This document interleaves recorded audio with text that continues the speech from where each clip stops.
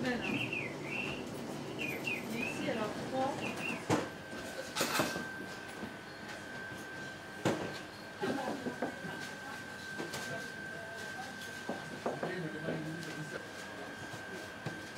Alors moi, en fait, ça a commencé il y a 12 ans de cela.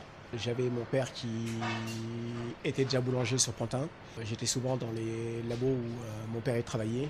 Et ça m'a donné envie, petit à petit, je touchais la pâte, je jouais avec la farine toute la journée, même pendant les jours où j'avais pas école. Nous, justement, c'était notre terrain de jeu à nous. C'est-à-dire que quand on n'avait rien à faire, on allait dans la boulangerie et c'est là qu'on s'amusait. Et donc par la suite, quand j'ai fini mes études en troisième, au moment de l'orientation, je ne savais pas trop ce que je voulais faire comme métier. Et c'est là que je me suis dit, bah, la boulangerie, moi, pourquoi pas. Je me voyais bien faire une carrière de boulanger.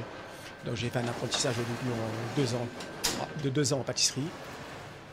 À la suite de ces 2 ans, j'ai obtenu mon CAP de pâtissier. Ensuite, j'ai fait 1 an en boulangerie.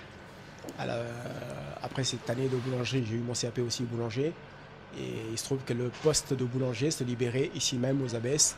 C'est-à-dire que le boulanger, il partait et le patron m'a proposé de prendre sa place. Et donc depuis, je suis resté ici aux Abbesses.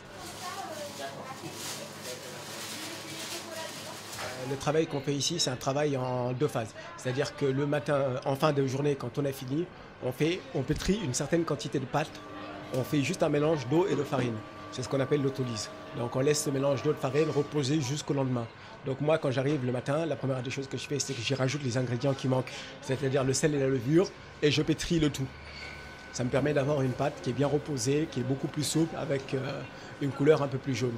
Et par la suite, pendant que je fais cette opération, en même temps, je prends tous les pains spéciaux qu'on a façonnés la veille et qu'on a rangés en chambre de pouce, je les prends et je les mets au four. Et ensuite, je commence à diviser mes différents bacs et je commence ma cuisson de baguette. Je m'arrange justement pour que nous, ici, la boutique, elle ouvre à 7h30 du matin. Je m'arrange pour qu'à 7h30, les premières baguettes sortent et que nos clients ils aient la première baguette dès que la boutique est ouverte.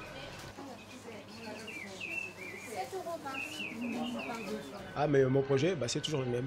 Essayer de m'améliorer au quotidien, essayer de fabriquer toujours de la bonne baguette et même meilleure que celle que je faisais déjà avant.